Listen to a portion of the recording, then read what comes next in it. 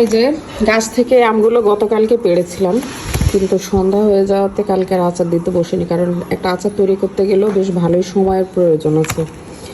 এই আমগুলো আমি পেড়েছি মূলত কাঁচা আমের ঝুরি আচার করার জন্য, যে আচারটাতে পুরো বছর জুড়েই রোদে দেওয়ার কোনো প্রকার ঝামেলা ছাড়াই আমি তৈরি করব আচারটা। ইনশাল্লাহ পুরো প্রসেসটা আপনাদের সাথে শেয়ার করব।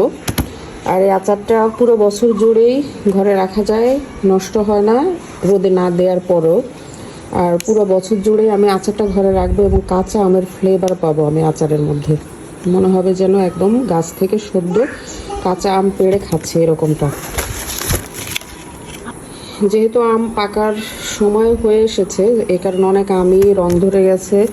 এই আমগুলো থেকে আমি বাছাই করে, যে আমগুলোর ভেতরের অংশ এখনও সাদা আছে বা মোটামুটি কাঁচা একদম মুসমুসে টাইপের আমগুলো আমি নেব, মানে যেগুলো রং ধরে এসেছে আমগুলো আমি বাছাই করে অন্য আচারের জন্য রেখে দেব।